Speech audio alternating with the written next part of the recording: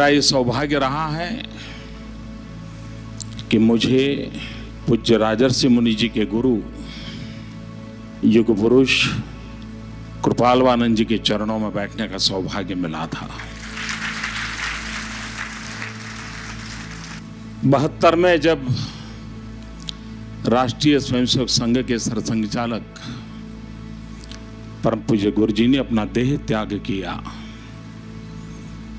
और उस समय पूज्य कृपालवानंद जी महाराज ने जो भाव व्यक्त किए थे, तो उसका ऋण स्वीकार करने के लिए मैं पूज्य गुरु जी के पास गया था।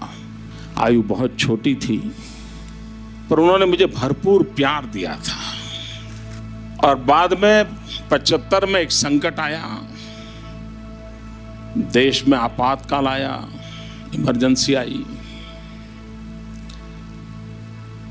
हर लोगों को जेल में डाला जाता था, पुलिस हमें भी खोजती थी और हम चाहते हैं कि लोकतंत्र पुनः प्रस्थापित हो, इसलिए जन आंदोलन खड़ा होना चाहिए। तो हम भूगर्भ में रह करके लोक शिक्षा का काम कर रहे थे, पुलिस से बच के रहना होता था। और तब मैं कुछ समय के लिए कायावरोहण गया, पूज्य गुरु जी से प्रार्थना की कि मैं इस अवस्था में हूं। उन्होंने कहा चिंता मत करो, ईश्वर के चरणों में आए हो।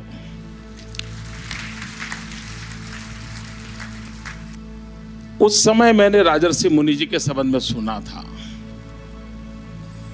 उनके पारिवारिक बैकग्राउंड के लिए सुना था, उनकी शिक्षा दीक्षा के संबंध में सुना था। तो पूज्य राजर्षि मुनि के लिए मेरे मन में एक आकर्षण था, तो मैं चाहता था उनसे मिलूं, लेकिन वो मुझे नसीब हुआ शायद 79 में। मैं मलाव गया, तो वे एकांत में उस समय रहते थे। मैंने व्यवस्थापकों से प्रार्थना, मेरी कोई पहचान तो थी नहीं, ऐसे ही झोला लेके आ गया था। लेकिन बाद में एकांतवास होने के बावजूद भी मुझे अनुमति मिली, और ये मेरा सौभाग्य है कि जिसके चरणों में बैठने के लिए मैं लालायित था, आज उनके बगल में बैठने का सौभाग्य मिला। पूज्य राजर्षि मुनि जी के इनिशिएटिव से, प्रयासों से एक बहुत बड़ा नजराना सिर्फ गुजरात को नहीं, सिर्फ हिंदुस्तान को नहीं, पूरी मानव जात को मिल रहा है। और कहने को तो कानूनी व्यवस्था में ये योग यूनिवर्सिटी है, लेकिन मैं महसूस करता हूं ये सिर्फ योग यूनिवर्सिटी नहीं है, यह युग यूनिवर्सिटी है, जहां से नए युग का गर्भाधान होगा, जहां से नए युग का जन्म होगा, और जहां से एक ऐसा युग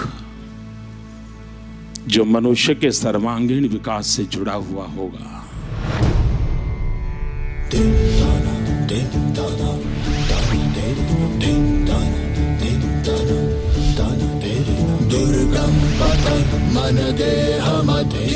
शरीर और मन के बीच का पथरीला रास्ता,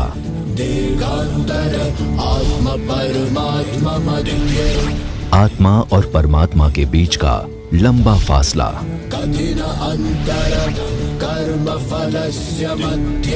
कर्म और फल के बीच का कठिन अंतर तय करने का सामर्थ्य कौन रखता है?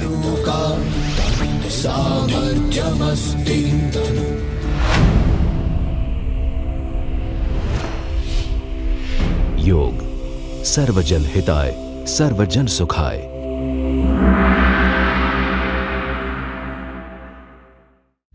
मुझे आदि शंकर की उस परंपरा में भी श्रद्धा है, और योग के लिए अखंड एक निष्ठ तपस्या करने वाले परम पूज्य राजर्षि मुनि पर भी मेरी श्रद्धा है।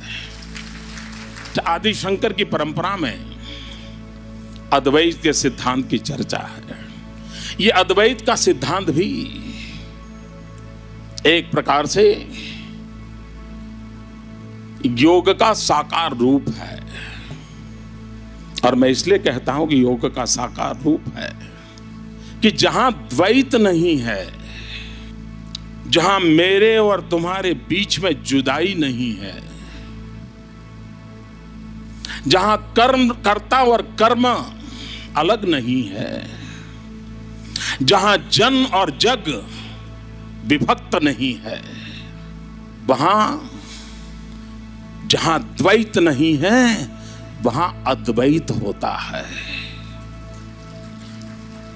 और यही अद्वैत को पाना एक योग की प्रक्रिया है।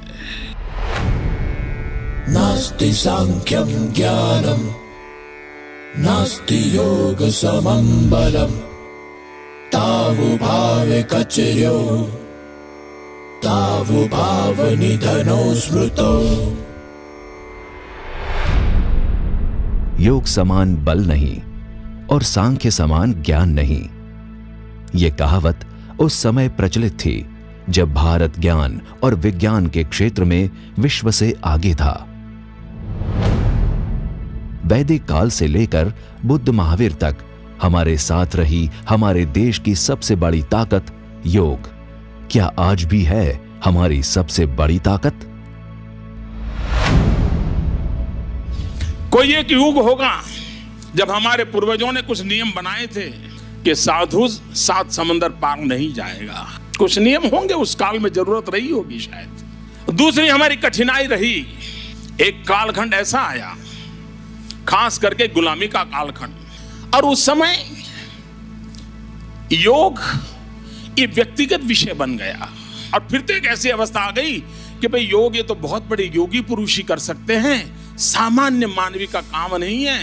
ये तो हिमालय की गिरी कंदरा में बैठे हुए हैं, लंबे लंबे बाल हो, बहुत बड़ी दाढ़ी हो, शरीर पे वस्त्र ना हो, ठंड की अनुभूति न तो होती हो, बर्फ की शीतल लहरें भी जिनको परेशान नहीं करती हो, उस अवस्था को प्राप्त करने वाले लोग होते हैं, वही योगी पुरुष योग कर सकते हैं। ये मेरा काम नहीं है, मेरा तो ज्यादा से ज्यादा काम है इस योगी पुरुष के चरणों में बैठ करके वंदन करूं और कहीं उसके आशीर्वाद से मेरी गाड़ी चल दे। यही रूप है जिसने हमारी इस महान विरासत को बहुत नुकसान किया। ये जन जन के लिए जरूरी जो विरासत थी वो कहीं न कहीं बंधनों में बंध गई। आचार विचार के साये में हम उलझ गए। योग का निरंतर प्रचार होना जरूरी था, योग का निरंतर उत्कर्ष होना जरूरी था, योग से जुड़े हुए जीवनों की सिद्धियों से लोगों को परिचित होना आवश्यक था। लेकिन इस देश पर राज करने वाले लोगों के लिए भारत का यह सामर्थ्य अगर विश्व में गया तो भारत एक शक्ति बन जाएगा। और इसलिए भारत की मूलभूत शक्ति को भारत में ही कुचल दिया जाए, उसी के षड्यंत्रों के बीच हमारी परंपरा रही और उसके कारण हम संकटों से जिए। देश आजाद हुआ और आजादी होने का मतलब था कि यहां का सत्व, यहां का तत्व, यहां का सामर्थ्य, उसको आजादी मिले। लेकिन उस गुलामी की मानसिकता ने मैंने ऐसा झकझोर के रखा था कि हम डरने लगे कहीं योग ये हमारा पुराण पंथी तो नहीं है, ये नाक पकड़ के बैठना, दुनिया कहीं हमारा मजाक तो नहीं उड़ाएगी। दुनिया उपग्रह छोड़ रही है, हम पूर्वग्रहों से जिंदगी जी रहे हैं, तो विश्व में हमारा चेहरा क्या होगा? ये दुनिया के सामने अपना चेहरा दिखाने के पागलपन में हमने अपनी इस विरासत को कम आंक दिया। ऐसा ही लगा कि योग तो हमारे काम का नहीं, हमारे विषय नहीं है ये तो। और कभी कभी तो दुर्भाग्य उसको सांप्रदायिकता के साथ भी जोड़ दिया गया। और हम ही ने हमारी इस महान परंपरा को हम कल्पना न कर सके इतना बड़ा भयंकर नुकसान किया। लेकिन इस देश का सौभाग्य था कि कृपालानंद जी महाराज जैसे संत इस धरती में जन्म लिया। आदि शंकर हो, प्रणवानंद जी हो, कृपालानंद जी, एक परंपरा है, पूरी परंपरा है, जिन्होंने योग को वैज्ञानिक ढंग से दुनिया के सामने प्रस्तुत किया। योग के प्रति अपनी आस्था इतनी अजोड़ कर दी कि उनको देखते ही किसी को लगता था इस महानता के मार्ग पर चलना पड़ेगा, मजबूर होना पड़ेगा। कुछ लोगों ने अलग से भी प्रयास किया कि व्यक्तिगत योगा को सामूहिक योगा में परिवर्तित किया। यह भी एक बहुत बड़ा योगदान है। जो हमने खोया था वो तो खजाना था। समय रहते ही हमने उसे वापस ग्रहण तो कर लिया, पर शायद उसका अर्थ बदल गया। मित्रों, कुछ लोगों को लगता है अगर पद्मासन कर लें तो उसको लगता है कि मोक्ष का रास्ता मिल गया, और इसलिए कुछ लोग आसन को ही योग मान लेते हैं। और कभी कभी कहते हैं मैं योग नहीं कर सकता क्योंकि मेरा शरीर झुकता नहीं है, बैंड नहीं होता है, और तभी से उसको योग कठिन लगने लग जाता है। जो लोग सर्कस में काम करते हैं उनका शरीर तो कितना लचीला होता है, हर दिशा में मुड़ता है, रबर की तरह मुड़ता है। क्या सर्कस में काम करना हर व्यक्ति योगी है क्या? अगर शरीर रचनाओं का अंग को मोड़ना मरोड़ना यही योग होता तो सर्कस में काम करना वाला हर व्यक्ति योगी होता।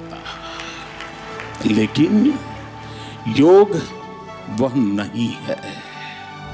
ज्ञान, कर्म और भक्ति, ये तीनों को संतुलित रूप में, सम्यक रूप में निर्धारित मार्ग पर ले जाने का सामर्थ्य जिसमें है वह योग है।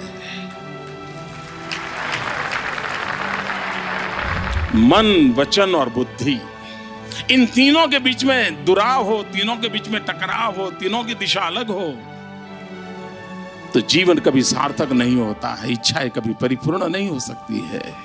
और मनुष्य भी भरोसे लायक तब बनता है जब मन, वचन और बुद्धि, इन तीनों के अंदर एक सायुज्य हो, संतुलन हो। योग उस अवस्था को प्राप्त करने का अवसर देता है। शरीर की सरहदों से निकलकर मन के दरवाजे तक पहुंचकर जो अंधेरे में ज्योत जलाए वही तो होता है योग दर्शन। कुछ लोगों को लगता है योग यह रोग मुक्ति का मार्ग है। मैं कहता हूं योग भोग मुक्ति का भी मार्ग है। कभी रामकृष्ण परमदेव स्वामी विवेकानंद जी के गुरुदेव, वे कभी कभी ज्ञान और योग की बात करते थे तो बड़ी सरल कथा में कहते थे। वो कहा करते थे अगर कोई महिला बहुत ही उत्तम प्रकार का खाना पकाती है मतलब वो ध्यान है। और इसको समझाने के लिए वो कहते थे अगर कोई महिला घर में बेध्यान रहती है तो सप्ताह में 2 बार गैस पे रखा हुआ दूध उबलता हुआ बाहर निकल जाता है क्योंकि वो बेध्यान होती है। कभी नमक ज्यादा पड़ जाता है, कभी मिर्ची ज्यादा पड़ जाती है क्योंकि वो बेध्यान होती है। और इसलिए उत्तम रसोई पकाने वाली महिला भी ध्यान करती है। इतनी सरल भाषा में लोगों को समझाने का काम रामकृष्ण देव किया करते थे। महर्षि अरविंद ने योग को राष्ट्र शक्ति का आधार बनाया था। योगी श्री अरविंद के नाम में वो जाने गए और उन्होंने कहा था कि मैं आध्यात्मिक चेतना के माध्यम से, और वो तो वहां तक कहते थे कि मनुष्य की विकास यात्रा की पूर्णता नहीं है अगर योग से जुड़ा हुआ मनुष्य महामानव की दिशा में प्रगति करता है। और वह हम आज भले मानव देह मानव के रूप में क्यों न हो, लेकिन अगर हमारे भीतर योग हो और हम योग को समर्पित हो तो हम महामानव बनने तक की उस क्षमताओं को प्राप्त कर सकते हैं जो विराट रूपों की हम चर्चा करते हैं। चाणक्य ने भी बहुत बड़ी योग की चर्चा की है। चाणक्य ने कहा इंद्रियाणाम प्रशम शास्त्रम, इंद्रियों को शांत रखने की शक्ति शास्त्र होती है, मतलब योग होता है जो इंद्रियों को शांत रखता है। चाणक्य ने कहा था यथा शरीरम तथा ज्ञानम यथा बुद्धि तथा विभव। तो चाणक्य कहते थे जैसा शरीर वैसा ज्ञान, जैसी बुद्धि वैसा वैभव। मतलब हमारे शास्त्रों में योग के अनेक अलग अलग रूपों की चर्चा हुआ करती है। रामायण काल से इसकी चर्चा आई है और कहा गया है योगा मन प्रशमनः उपायः, मन को नियंत्रित करके शांत रखने का उपाय ही योग है। और हम सब उद्विग्न अवस्था से जीने से बचने के लिए मुक्ति का जब रास्ता ढूंढते हैं, हम भी योग की तलाश में चले जाते हैं। हमारे शास्त्रों ने कहा था सवनवत समत्वम योग उच्चते। जहां मन का समत्व होता है, उतार चढ़ाव नहीं है, भाव नहीं है, ठहराव नहीं है, मन का समत्व, इसे योग माना गया। मुझे आज भारत के पूर्व प्रधानमंत्री श्रीमान अटल बिहारी वाजपेयी जी की कविता के शब्द, मैं मानता हूं एक राजनेता ने योग की परिभाषा कैसी कर सकता है, इसका बड़ा उत्तम नमूना है। क्योंकि राजनेता है, राजनीति से जुड़ा है, चुनाव है, उठापटक है, जय और पराजय है, उसमें से योग ढूंढने का काम कैसे होता है। अटल जी ने अपने काव्य में लिखा है, क्या हार में क्या जीत में, किंचित नहीं भयभीत में, कर्तव्य पथ पर जो मिले, यह भी सही वह भी सही।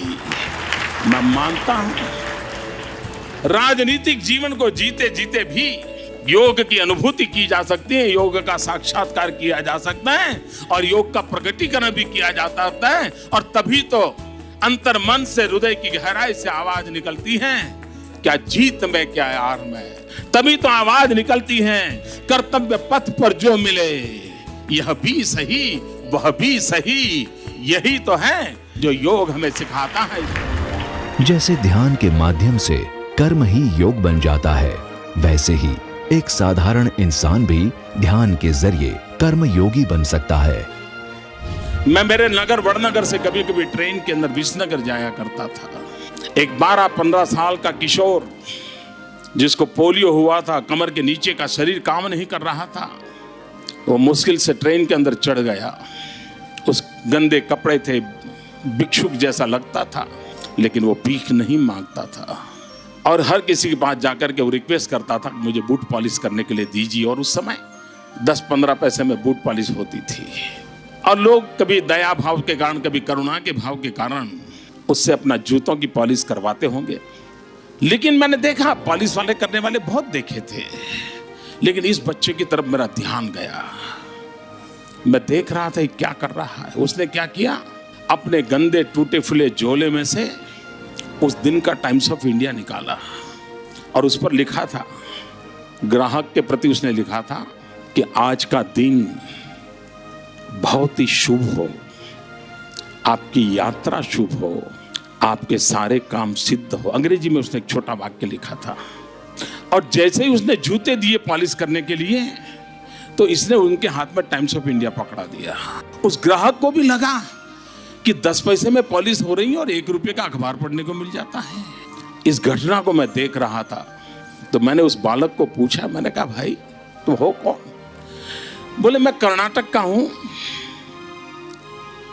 कोई परिवार में है नहीं, मेरी शरीर की हालत अच्छी नहीं है, लेकिन मैं सम्मान से जीना चाहता हूं, इसलिए मैं यहां पहुंच गया हूं, करते करते काम कर रहा हूं। और बोले मैं लोगों की सबसे अधिक सेवा करना चाहता हूं। बोले हर दिन सुबह 1 टाइम्स ऑफ इंडिया खरीद लेता हूं और दिन भर में 25-30 लोगों की जब पॉलिश करता हूं, 5 मिनट 7 मिनट पॉलिश करता हूं, उतनी देर वो अखबार पढ़ लेते हैं और मुझे आशीर्वाद भी देते हैं, पैसे भी देते हैं। मैंने इस दृश्य को देखा तब मुझे गीता पूरी तरह समझ आ गई। मुझे लगा इसको कहते हैं योग कर्मसु कौशलम। पॉलिश करने वाले काम को उसने योग बना करके जिस प्रकार से उसमें प्रोफेशनलिज्म ला करके काम किया था, और यही तो योग कर्मसु कौशलम है, जो जिंदगी को जोड़ देता है, कार्य में जीवन को झोंक देता है। वो यौगिक अवस्था को प्राप्त करके जीवन में एक अद्भुत अनुभूति का एहसास करता है। उच्यते अनेन इति योगः योग कर्मसु कौशलम्। कोई कंप्यूटर ऑपरेटर होगा, वो भी अपनी उंगलियों के कमाल से काम करता है। कोई टाइपराइटर को हैंडल करने वाला होगा, टाइपिस्ट होगा, तो वो भी अपनी उंगली से दिन भर काम करता है और रात को रोजी रोटी कमाता है। और एक सितार बजाने वाला आता है, वह भी अपनी उंगली को का ही कमाल करता है और अपना जीवन गुजार करता है। लेकिन एक टाइप करने वाले व्यक्ति को, एक कंप्यूटर ऑपरेट करने वाले व्यक्ति को 50 साल की उम्र में देखते हैं, 60 साल की उम्र में देखते हैं, लगता है ये मरा हुआ क्यों जी रहा है, इसके चेहरे पर चेतना क्यों नहीं है, ये ऐसे क्यों जिंदगी गुजार रहा है। और एक 80 साल के सितार वादक को देखें, जिसने भी जिंदगी भर उंगलियां ही चलाई हैं, उसमें उसको देखते ही एक नवचेतना की अनुभूति है। क्यों? क्योंकि वो जब उंगली चलाता था तब योग करता था, वो एक टाइपिस्ट उंगली चलाता था तब नौकरी करता था। जो जीवात्मा को परमात्मा के साथ जोड़ता है, जो जीव को शिव के साथ जोड़ता है, वह योग है। पर क्या आज के युग में भी संभव है योग की इन्हीं ऊंचाइयों को पाना? हम एक भोगवादी जीवन की ओर चल पड़े हैं। हम स्व सुख को श्रेष्ठ मानने लगे हैं, तो हमारा योग नया रूप धारण कर लिया है। तो हमारा योग क्या है? प्रयोग, उपयोग, किसी का भी उपयोग कर लो। तो हमने व्यक्तिगत आशा आकांक्षाओं की पूर्ति के लिए उपयोग को प्राथमिकता दी है, योग से हम विमुख हो गए हैं। हमारे प्रयत्नों से नहीं, लेकिन विश्व भर में मानव मन इतना क्षुब्ध है, परेशान है, वो शांति की तलाश में है। उसे वैभव सुख नहीं दे रहा है, उसे शांति चाहिए, उसको चैन चाहिए। हम मटेरियलिस्टिक वर्ल्ड से कुछ रुकने की संभावनाएं बहुत कम दिखती है, और न ही आज कोई ताकत पूरे समाज को मटेरियलिस्टिक अप्रोच से बाहर निकाल सके।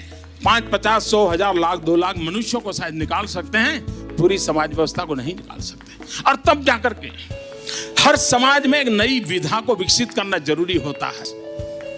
मित्रों, वो दिन दूर नहीं होगा, सारे विश्व में स्कूल हो, कॉलेज हो, व्यापार हो, कारखाना हो, खेती हो, कुछ भी हो, हर एक में स्ट्रेस मैनेजमेंट के एक्सपर्ट्स, एक नया प्रोफेशन आ रहा है।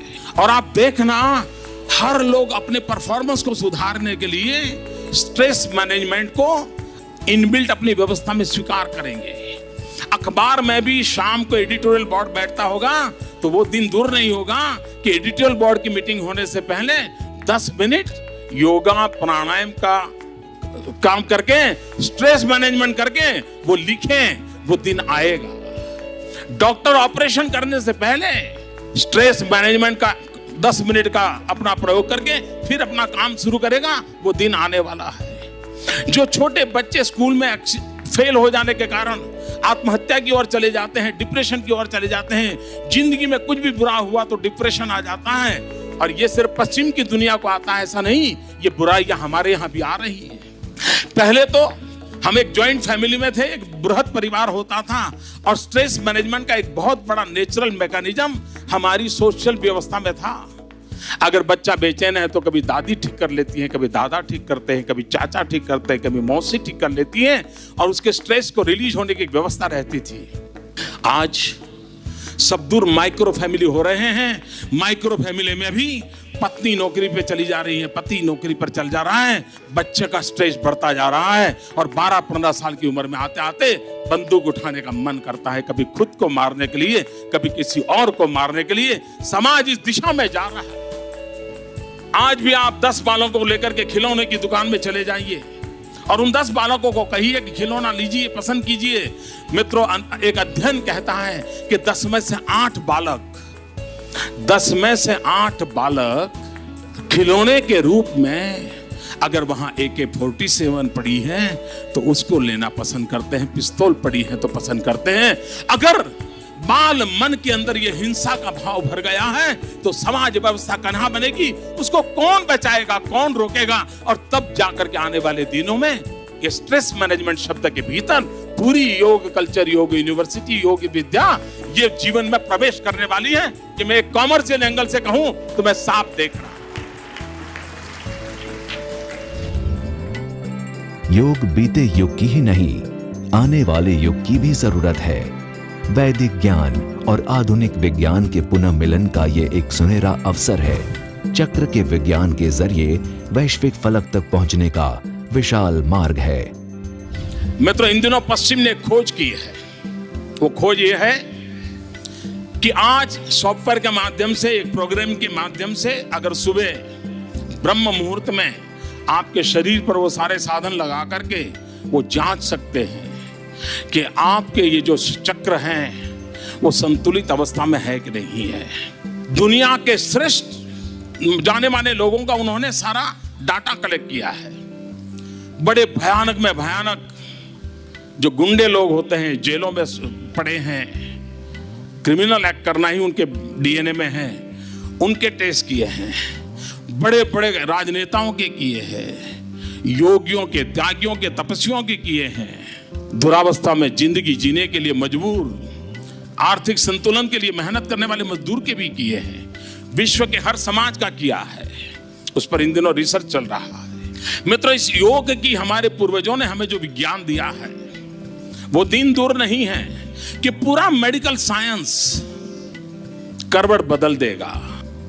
हम देखते हैं कि पुराने जमाने में जब हम भी, हमारे यहाँ कोई संत महात्मा की फोटो हुआ करती थी, कोई भगवान की फोटो हुआ करती थी, तो उसके माथे के आसपास एक बहुत बड़ा तेजो वलय उसका पेंटिंग हुआ करता था। कोई ऐसा महापुरुष नहीं होगा, संत पुरुष नहीं होगा जिसके चित्र में पीछे तेजो वलय का प्रिंटिंग किया ना होगा। कभी कभी लोग मानते थे ये तो एक शोबाजी है, एक शायद एक आर्ट वर्क है। मित्रों, विज्ञान ने स्वीकार किया है कि शरीर के चारों तरफ, हर अंग के चारों तरफ एक ऑरा होता है। अगर उस ऑरा के माध्यम से हम चाहें तो व्यक्ति को 20 साल के बाद किस प्रकार की शरीर में कमियों की संभावना है उस ऑरा से तय किया जा सकता है। और जापान ने, एक साइंटिस्ट ने एक कैमरा की खोज की है, उसको किलियन फोटोग्राफी कहते हैं। और मैंने जब पहली बार जीवन में किलियन फोटोग्राफी के लिए जो कैमरा उपयोग होता है उसको देखने गया था मैं, तब उसकी साइज हुआ करती थी वॉशिंग मशीन की साइज का कैमरा हुआ करता था। और मैं गया था योगा की ट्रेनिंग के लिए एक स्थान पे, 40 दिन मुझे वहां रहना था। मैं बहुत मेरे पुराने समय की बातें कर रहा हूं आपके साथ। और उन्होंने मुझे कहा कि 40 दिन में आपका योगा का जो कुछ भी होगा उसके पूर्व हम आपके ऑरा की फोटोग्राफी करना चाहते हैं। मैंने कहा मुझे खुशी होगी। मैं थोड़ा बहुत किताबों से इन विषयों को मैंने पढ़ा था, जाना था। तो उन्होंने उस वॉशिंग मशीन जैसे इतने बड़े कैमरा पर मेरा अंगूठा रखा और उस पर मुश्किल से 5-7 सेंटीमीटर का ऑरा था। उसकी फोटो निकाली, उस फोटो को रखा। 40 दिन के बाद जब मेरा वो पूरा ट्रेनिंग पूरा हुआ तो फिर वो मुझे कहा गया कि आपको जाने से पहले फिर से एक बार आपका ऑरा का फोटो निकालेंगे। और मित्रों, मैं अपने अनुभव से बताता हूं कि इस मेरी 40 दिन की ट्रेनिंग के पहले जब मैंने ऑरा निकाला तो मुश्किल से 5-7 सेंटीमीटर का ऑरा था। और 40 दिन के बाद जब उसी अंगूठे का ऑरा निकाला तो पूरे उस कैमरा के बाहर ऑरा चला गया। ये योग का सामर्थ्य है जी। 40 दिन के भीतर भीतर इसकी अनुभूति हो जाती है। तो हमारे यहाँ एक कहावत है गुजराती में, अन्न एवो ओडकार।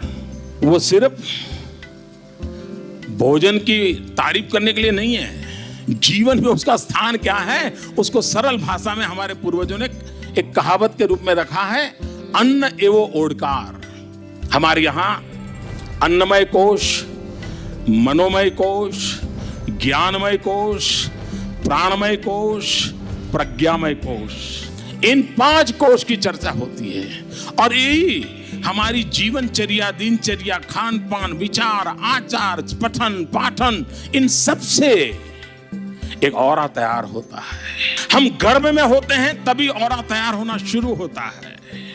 बालक भी जन्म के समय एक ऑरा के साथ निकलता है और आगे चल करके उसकी आदतों के अनुसार वह ऑरा शेप लेता है। और आज विज्ञान कहता है कि आपकी बीमारी तय करने के लिए कोई पैथोलॉजी लेबोरेटरी तक जाने की जरूरत नहीं पड़ेगी। ऑरा से तय होगा कि आप में ये कमी है, ऑरा से तय होगा इतने समय के बाद ये कमी आएगी, और ऑरा से तय होगा कि आप अगर इन 10 साल के अंदर इस प्रकार की हैबिट चेंज करें तो आपका ज्ञानमय कोष, प्राणमय कोष, अन्नमय कोष, प्रज्ञामय कोष, ये सब परिवर्तित होगा और आप उससे बच सकते हैं। मित्रों, योग का विज्ञान इतना साइंटिफिकली अब स्वीकृत हो रहा है। जब यह स्वीकृत हो रहा है तब उसको वैज्ञानिक रूप में स्वीकार करके हम जीवन का हिस्सा कैसे बनाएं, हमारे और योग के बीच अद्वैत न रहे, हर हमारे जीवन की क्रिया प्रक्रिया स्वयं अपने आप में एक योग बन जाए। तो एक तो इस पहलू मेडिकल साइंस का एक नया पहलू खुलने वाला है, वो विज्ञान के स्वीकार कर लिया है।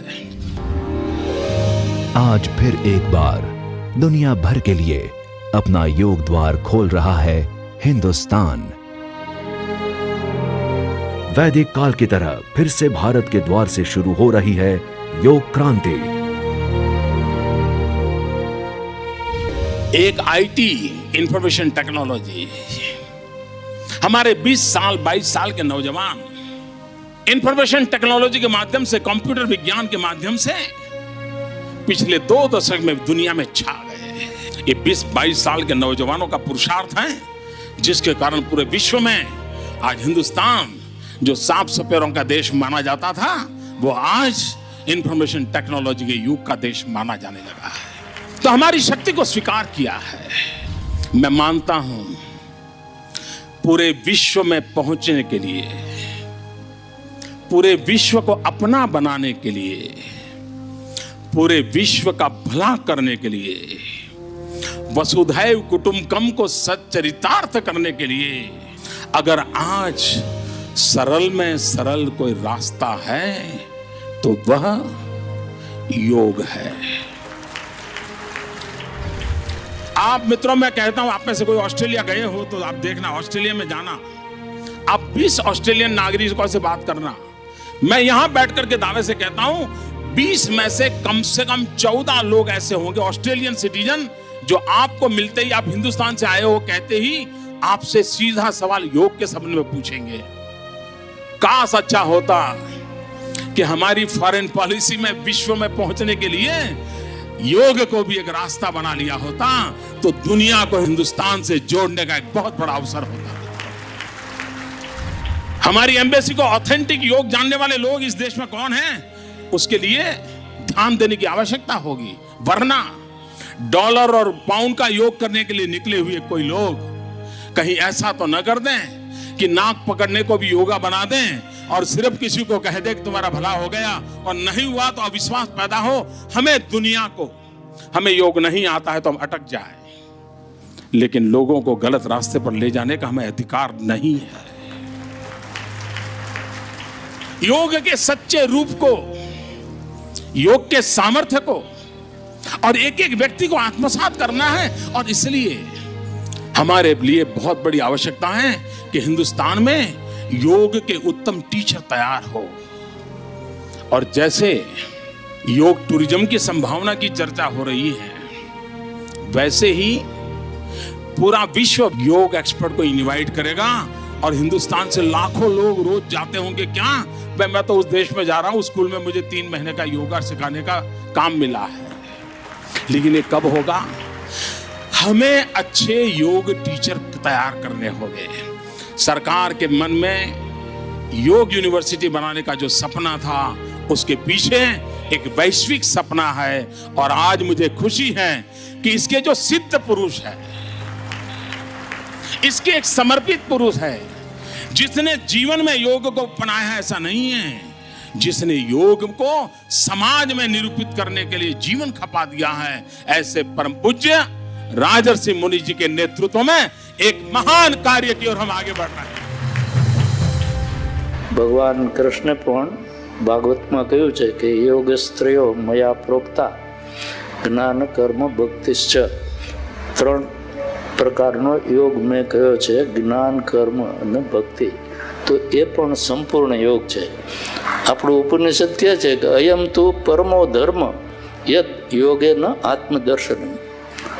યોગ દ્વારા, યોગ સાધનાથી આત્માનું દર્શન કરવું એ પરમ ધર્મ છે.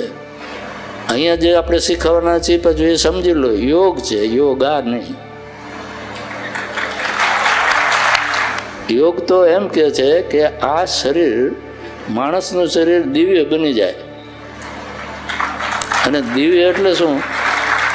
આપણું શ્વેતાશ્વતર ઉપનિષદમાં કહ્યું છે દિવ્ય શરીરની વ્યાખ્યા કે ન તસ્ય રોગો ન જરા ન મૃત્યુ પ્રાપ્ત અસ્ય યોગાગ્નિમય શરીર. જેને યોગના અગ્નિમાં તપાવેલું શરીર પ્રાપ્ત કરી લીધું એને રોગ ન હોય, એને વૃદ્ધાવસ્થા ન હોય અને એને મૃત્યુ ન હોય. નરેન્દ્રભાઈ સાથે મારે ઘણી વાત થઈ. એમને ઘણી દિલચસ્પી છે. એ સમજે છે કે આપણી આ યુનિવર્સિટી એક નમૂનેદાર બનાવી જગતમાં, કે જગત જાણે કે અહીંથી સાચી વિદ્યાનો પ્રચાર કરીએ છીએ.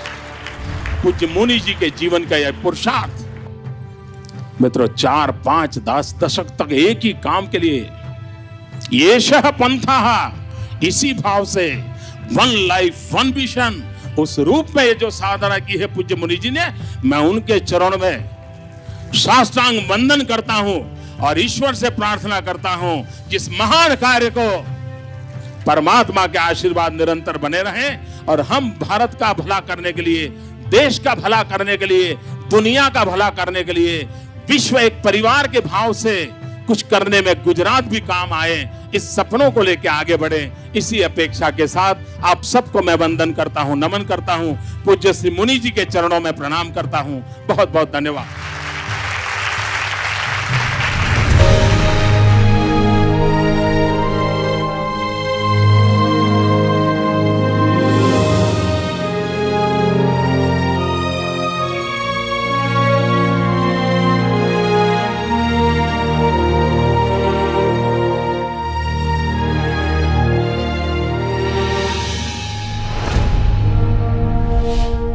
योग सर्वजन हिताय सर्वजन सुखाय.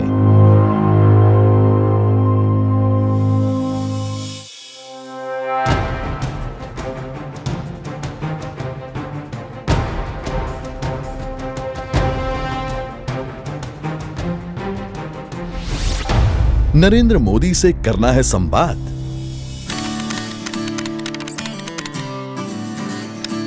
अब आप सीधा संवाद कर सकते हैं भारत के लोकप्रिय नेता के साथ. लॉग ऑन करें www.narendramodi.in पर और आप उनसे डायरेक्ट कांटेक्ट कर सकते हैं सोशल नेटवर्किंग के अनगिनत ऑप्शंस के जरिए. चाहे तो आप उन्हें ट्विटर पर फॉलो कर उनसे जीवंत संवाद कर सकते हैं या उनके फेसबुक पेज को लाइक कर अपने विचारों का आदान प्रदान भी कर सकते हैं या YouTube पर उनकी चैनल को सब्सक्राइब कर उनके भाषण सुन सकते हैं. इतना ही नहीं, आप Google+, Flickr, Tumblr, StumbleUpon और Pinterest से भी उनकी जानकारी पाएं. उनकी वेबसाइट पर मेन्यू बार में लगे इंटरैक्ट बटन के जरिए आप नरेंद्र मोदी को संदेश भी लिख सकते हैं. इतना ही नहीं, आप Narendra Modi mobile app download करके चलते फिरते अपने आईफोन, आईपैड एवं एंड्रॉइड पर भी उनसे सीधा संपर्क बना सकते हैं इस एक वेबसाइट के जरिए. लॉग ऑन करें www.narendramodi.in पर. Happy connecting.